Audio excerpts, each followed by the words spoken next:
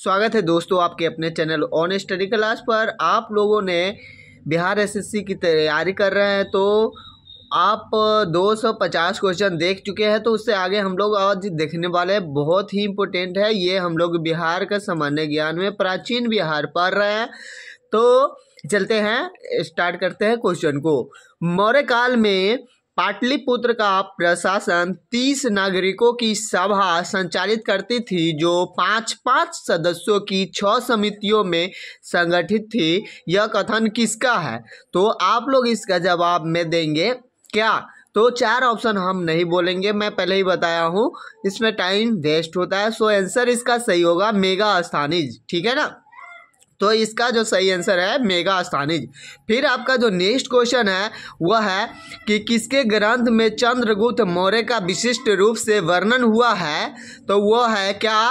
तो इसका जो सही आंसर है ऑप्शन सी, विशाखदत्त। विशाखदत्त द्वारा जो रचित मुद्रा राक्षस है उसी में इनका जो है विवरण मिलता है, यानी वर्णन मिलता है, ठीक है। फिर आपका जो नेक्स्ट क्वेश्चन है वह है निम्नलिखित में से किस मौर्य राजा ने दक्कन की विजय की थी? तो इसका जो सही आंसर है वह है चंद्रगुप्त मौर्य, ठीक है ना। इसके संदर्भ में जो है अशोक के अभिलेख में, मतलब अभिलेख से प्राप्त है कि ये जो दक्कन के विजय किए हुए थे, ठीक है ना। फिर आपका जो नेक्स्ट क्वेश्चन बनता है वह है कौटिल्य का अर्थशास्त्र कितने अधिकरणों में विभाजित है? तो इसका जो सही आंसर है वह है ऑप्शन डी, 15। क्लियर। फिर आपका जो नेक्स्ट क्वेश्चन बनता है वह है मौर्य काल में शिक्षा का सर्वाधिक प्रसिद्ध केंद्र था। तो इसका जो सही आंसर है वह है तक्षशिला, जो कि अभी दुनिया का सबसे पुराना विश्वविद्यालय है, उसको कहा जाता है, ठीक है ना। इसको ध्यान में रखना है आप लोगों को। फिर आपका जो नेक्स्ट क्वेश्चन बनता है वह है अशोक के ब्राह्मी अभिलेखों को सर्वप्रथम किसने पढ़ा था? तो ब्राह्मी अभिलेख जो है वो 1837 ईस्वी में मिला था, ठीक है ना। उसको पढ़ने वाला सबसे पहला जो व्यक्ति है वह है जेम्स प्रिंसेप, यानी कि आपका ऑप्शन जो डी है वो आपका सही आंसर हो जाएगा, ठीक है ना। ये एक अंग्रेज विद्वान थे, ठीक है। फिर आपका जो नेक्स्ट क्वेश्चन है वह है कि सम्राट अशोक के संबंध में कौन सा कथन जो है सही नहीं है? तो देखते हैं अगले ऑप्शन को। तो इसमें जो ऑप्शन में आपका जो सही आंसर है वो है ऑप्शन सी, उसने अपने पिता की हत्या करके राजगद्दी पर अधिकार कर लिया। ये बात एकदम गलत है। फिर आपका जो नेक्स्ट क्वेश्चन बनता है वह है मौर्य साम्राज्य के पतन के संबंध में कौन सा कथन सत्य है? तो इसका आंसर है अशोक के परवर्ती शासक दुर्बल एवं अलोकप्रिय सिद्ध हुए और अंततः शुंगों ने उन्हें सत्ताच्युत कर सत्ता पर अधिकार कर लिया, ठीक है ना।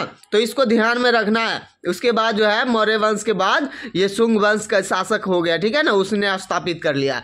फिर आपका जो नेक्स्ट क्वेश्चन है वह है बिहार के राजवंश व उनसे संबंधित राजाओं के नाम प्रस्तुत है, गलत जोड़ा बताइए। यानी कि इसमें से कुछ गलत है उसको आपको बता देना है। तो हरियंग वंश बिंबिसार, मौर्य वंश चंद्रगुप्त मौर्य, और बृहद्रथ वंश जरासंध, और ये शिशुनाग वंश जो है वो गलत है। फिर आपका ये इसका ऑप्शन सी हो जाएगा। फिर आपका जो नेक्स्ट क्वेश्चन है अशोक का गुरु उपगुप्त, इसको याद रखना है कि अशोक का धार्मिक गुरु है ये उपगुप्त, जो बौद्ध धर्म के शिक्षा दिए हुए थे, ठीक है ना। तो अशोक का गुरु उपगुप्त निवासी था, कहाँ के निवासी थे? तो आपको बता देना है मथुरा का। कहाँ का? तो मथुरा का। फिर आपका जो नेक्स्ट क्वेश्चन है वह है सुमेलित कीजिए। सुमेलित क्या करना है कि सांची का लघु स्तंभ लेख जो है वो कहाँ पर है? सारनाथ का लघु स्तंभ लेख कहाँ है? कौशाम्बी का लघु स्तंभ लेख कहाँ है? तो रुमेनदेही लघु स्तंभ कहाँ है? तो ये जैसे ऑप्शन है उसी हिसाब से इसका जो आंसर भी है।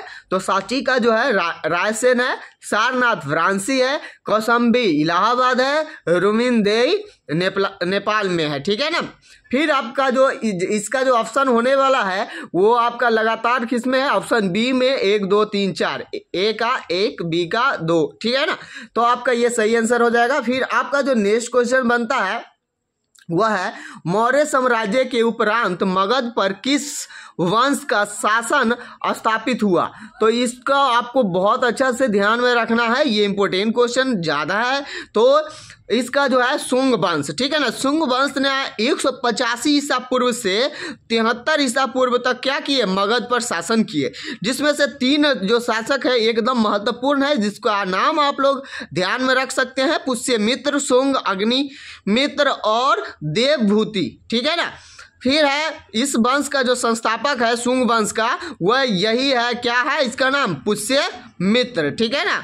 तो इसको भी आपको ध्यान में रखना है। तो यहाँ पर क्वेश्चन भी बनता है कि शुंग वंश का संस्थापक कौन है, तो पुष्यमित्र, ऑप्शन ए आपका सही हो जाएगा। फिर आपका जो नेक्स्ट क्वेश्चन है, किस शुंग शासक ने पाटलिपुत्र में स्थित कुक्कुटराम विहार को 3 बार नष्ट करवाने का प्रयत्न किया, तो वही है पुष्यमित्र, ठीक है, ऑप्शन सी हो जाएगा आपका सही आंसर। फिर आपका है पाटलिपुत्र पर यवन डेमेट्रियस का आक्रमण किस वंश के शासन के समय हुआ, तो इसका आंसर आप लोग याद रखेंगे शुंग वंश के शासन के समय, ठीक है ना। पाटलिपुत्र पर डेमेट्रियस का आक्रमण हुआ था, तो देखिए इसका जो है 180 या 85, जहां पर जो ऑप्शन मिलेगा आप लोग इसको मार सकते हैं ईसा पूर्व, ठीक है, 180 या 85, ठीक है, ईसा पूर्व ही मारिएगा, ईस्वी नहीं मारिएगा, क्लियर।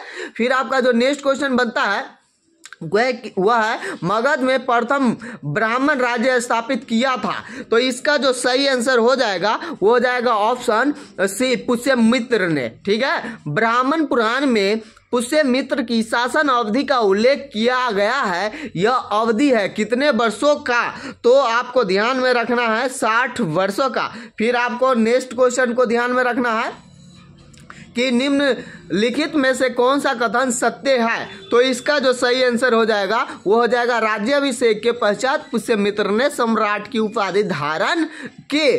फिर आपका जो नेक्स्ट क्वेश्चन बनता है वह है पुष्यमित्र शुंग ने अपनी दूसरी राजधानी बनाई थी, किसको बनाई थी, तो विदिशा को बनाई थी, यानी कि इससे पहले दूसरा राजधानी था और विदिशा को पुष्यमित्र शुंग ने अपनी राजधानी बनाई, ठीक है ना। तो दूसरी राजधानी भी बनाई, तो वही है पुष्यमित्र शुंग ने, तो विदिशा को, तो इसको ध्यान में रखना है। तो आप लोगों को इतना ही, अगले वीडियो में फिर आप लोगों को मिलेगा। तो आप लोग अगर चाहते हैं कि अन्य और सब्जेक्ट इसका कवर करें तो आप लोग कमेंट कर सकते हैं। तो फिर मिलते हैं नेक्स्ट वीडियो में। Thank you for watching. अगर आप लोगों को ये सब क्वेश्चन याद है तो रिवीजन जरूर करें।